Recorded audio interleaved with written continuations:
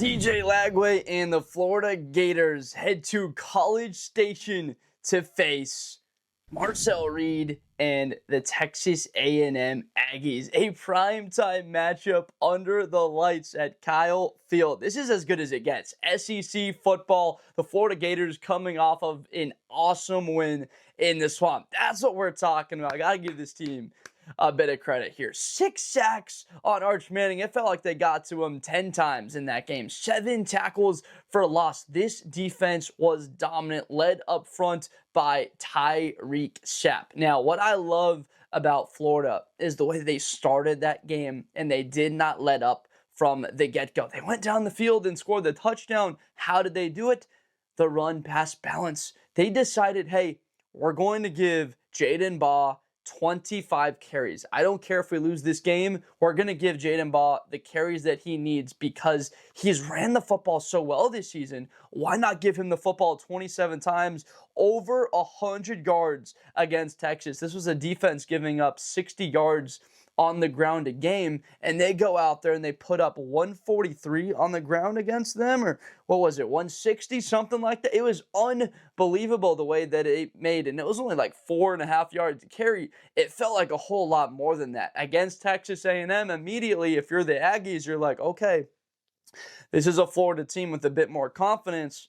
We got to get the crowd fired up. This crowd needs to be on fire, because if there's anything that is a known entity, it's that if you get Florida to struggle early in the game against LSU, offense wasn't quite right early against Miami. Offense is that Lagway and the offense can lose a little bit of confidence. That Billy Napier squad, if you can get them off the field once or twice, the team really starts to struggle and finding a bit of that chip on their shoulder to get going. Texas A&M, this team can win in so many different ways, and that's really what makes them one of the best 5 teams in college football right now. It is their offense and how versatile they are. Everyone wants to talk about Le'Veon Moss, how incredible he was, and then Reuben Owens goes out there and runs for over 140 yards against Mississippi State. This environment is worth points. I think it's worth 4 or 5 points in the favor of Texas A&M because of the noise. It's going to be tough for a Florida team coming off of a bit of an emotional win. The weird stuff at the end. Yes, Anthony Hill Jr. was jumping offsides. It was 2nd and 1. If you pick up another yard, you could have ran the clock out and Texas gets it back with a minute. What are we doing, Billy Napier? They get the ball back with a minute. You decline the penalty, and if they jump off again, decline it. The coaching there at the end, that was really bad. And what has me a little bit nervous about this one is the Mike Elko coaching staff have a little bit of an advantage here, and I think they have an advantage on the outside. These weapons, Mario Craver and Concepcion, they are as good as anyone else in college football, especially in the Southeast Conference, where it's all the talk about defenses, offensive line, trench play, running backs. These guys are incredible in what they have been able to do. Winning the game against Notre Dame, Mississippi State, against Auburn, they were able to make enough plays, but it was the defense. This team and the ways that they can win differently really has me thinking that there's a bit of confidence within this group that it doesn't matter what the score is. If it's 7-3 at halftime, if it's 31-28 at halftime, that they're going to believe in themselves, that they can get it done either way, whether or not that their defense has played great through a half or whether they played unbelievable. It's not riding the roller coaster, really. It's about consistency each and every snap. And from Marcel Reed, that's really what I've been most impressed with. It's like he knows I've got a run game. I can run it myself because I'm a great athlete, and I've got the legs of Mario Craver and Concepcion. I can toss it up too, and those boys are going to go out there and make a play for me. He's playing with a ton of confidence. Really, the only knock on him is the completion percentage, and a lot of that has to do with air yards. He's really attacking defenses. The completion percentage has to be better in a game against Florida where they're going to be putting a ton of pressure on Marcel Reed. Coming off of that type of game, it really has you a little bit nervous because of the versatility that Florida has, the amount of guys they have on the rotation, even without a Caleb Banks and him going down. And they're able to put up that many sacks, and this was a Texas offensive line that was touted to be one of the best going into the season, and a run game that could not get anything going. 2 yards a carry, and almost all of that came from a couple of scrambles from Arch Manning on the day.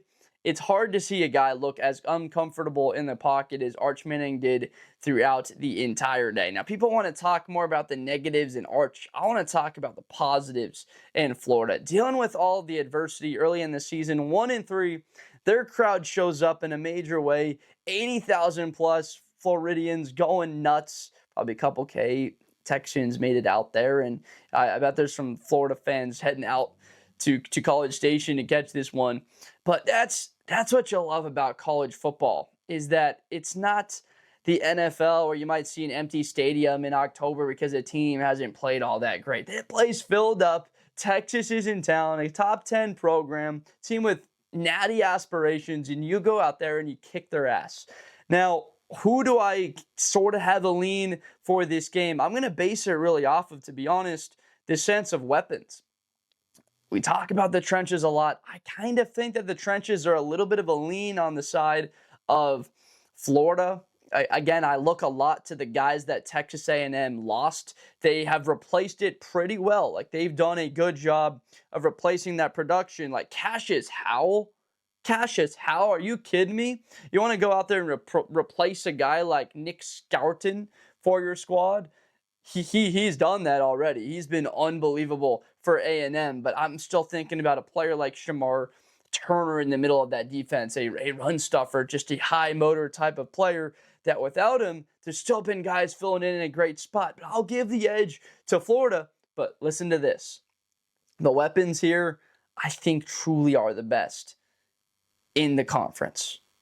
Truly. I say that with my chest, and I don't really joke around all that much. I do like to have fun, but I'm serious about the game of football and what I say, that I think that they can go out there and take their one-on-ones and put Florida in a conflict. It's like, we can run the football well if we're A&M. The ability of Marcel Reed and his legs and the running backs that we have, and to take our shots down the field, Florida's got to make a choice. I mean, are we playing too high? Are we going to try and take away the passing attack, and we're only sitting with 5-6 guys in the box so we can take away the pass, and now we're lighting the box, and then Texas A&M can run the football?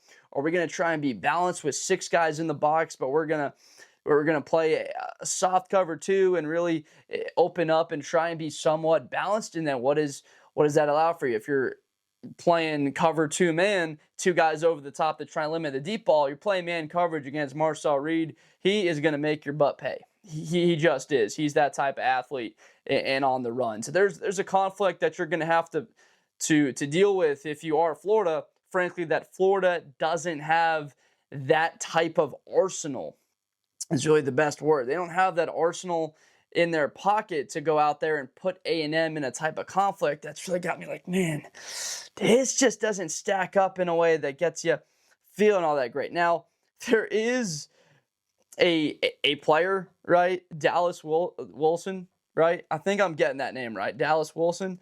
This kid was incredible for Florida. He put up a monster performance against Texas in a major moment. He can play like that because he's 6'4", 195 pounds, and he's got the size. That is the X factor. He can play at that level and has that chemistry with Lagway. Then the freshmen in this squad, they really have a shot. Because otherwise, I see it as a Jaden Baugh 24 carries type of game.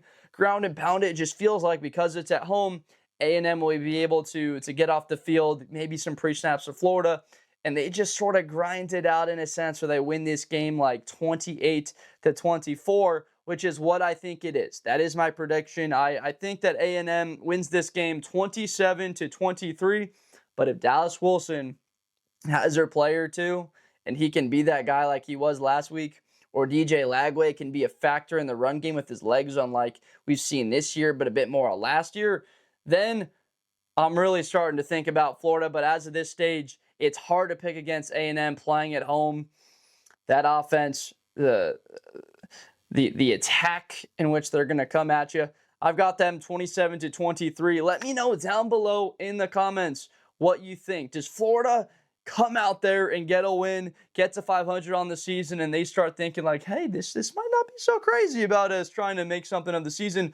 Or does A&M continue to prove that they are one of the best teams in the conference and they are well on their way to trying to compete for an SEC championship? Because these are the types of games that you have to win. You're a top 10 team. You're staring down Arkansas, very winnable opponents, and not a ton left on the schedule for A&M that has you all that nervous. You can win this game against Florida.